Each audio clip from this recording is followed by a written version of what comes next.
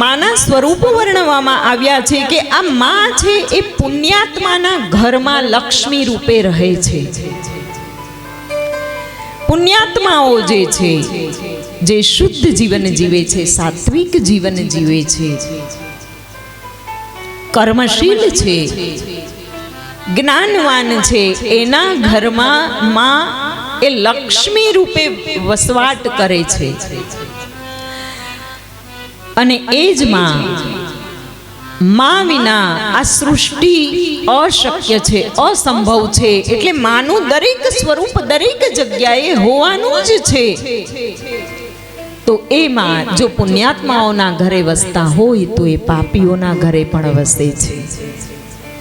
તો પાપીઓના ઘરે એ માનું સ્વરૂપ કયું છે? પુણ્યાત્માઓના ઘરે માં લક્ષ્મી રૂપે વસે છે, તો પાપીઓના ઘરે માં એ દરિદ્રતા રૂપે વસે છે.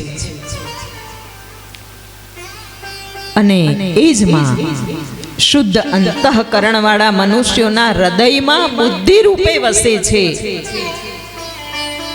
જેનું અંતઃકરણ શુદ્ધ છે, જેના અંતઃકરણમાં માનવીય ગુણોનો વાસ છે. દયા, ક્ષમા, સમભાવ, આ બધા માનવીય ગુણો છે. આપણે આપણું રૂપ બદલવામાં જરાય વાર નથી કરતા. એકદમ માણસ જેવા હોઈએ અને જરાક આપણને આડું આવે તો એ મનુષ્ય તરત જ દાનવમાં પરિવર્તિત થઈ જાય છે. પરંતુ એવો મનુષ્ય કે જેણે એની બુદ્ધિને, એના અંતઃકરણને સાધેલું છે, એ પ્રતિક્રિયા આપતા પહેલા પોતે કોણ છે એ યાદ રાખે છે. એને શુદ્ધ અંતઃકરણ વાળો મનુષ્ય કહેવામાં આવે છે. જો આ અધ્યાત્મના ભારે ભારે શબ્દો છે ને, આપણને એમ થાય કે ઓહો, શુદ્ધ અંતઃકરણ એટલે આપણે કોઈને ખસે કહેવાય નહીં ને. એવું તો આ જગતમાં, આ સંસારમાં ક્યાંથી થવાય? કોઈને ખીજાવવું પડે, કોઈની સાથે યુદ્ધ કરવું પડે, સમય અનુસાર બધું જ થાય. તો આ બધી ડેફિનેશન છે એ બહુ સરળ છે.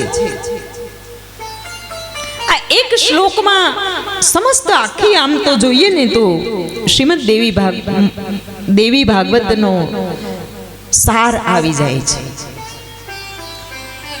શુદ્ધ અંતઃકરણ એટલે બીજું કાંઈ જ નહીં. તમારે ફક્ત ને ફક્ત તમે કોણ છો, દેવ છો, દાનવ છો કે માનવ છો, એ યાદ રાખવાનું છે. મંદિરમાં જઈએ છીએ, પૂજા કરતા હોઈએ છીએ તો દેવની સામે દેવ બનીને બેસવું પડે છે. પંડિતજી આપણને ઘણા બધા આચારો કરાવે, ઉપચારો કરાવે, ન્યાસ કરાવે, કેટલું બધું કરાવે કે તમે દેવની સામે દેવ બનીને બેસો. અને આપણે જ્યારે દૈવત્વને ધારણ કરીને બેઠા હોઈએ, આપણે જ્યારે દિવ્યતાનો અંગીકાર કરીને બેઠા હોઈએ, ત્યારે આપણે શું કરવું ને શું ના કરવું એ આપણને ખબર હોય.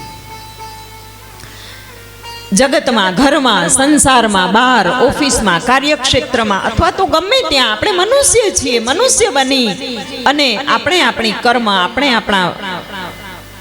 આપણી ફરજો અને કર્મોનું ધ્યાન રાખી અને જો આપણે વર્તન કરીએ તો આપણે શુદ્ધ અંતઃકરણ વાળા છીએ.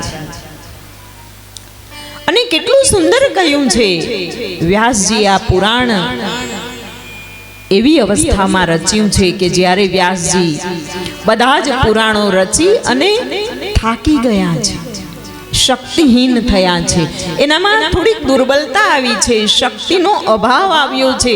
વ્યાસજી મહારાજ વિચારી રહ્યા છે કે આટલા સુંદર ભગવાનના ગુણગાન ગાયા, આટલું સુંદર પુરાણોની રચના કરી છે, તો પછી મને આ નિર્બળતા ક્યાંથી આવી?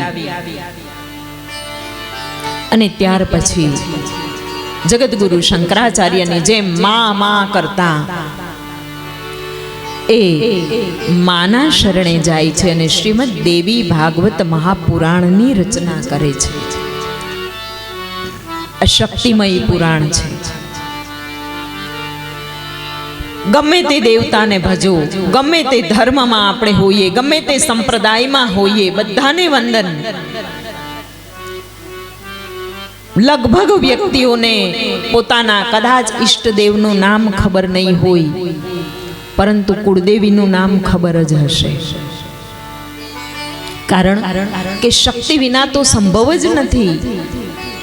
શક્તિ એનું તો અસ્તિત્વ આપણી પહેલા હોય.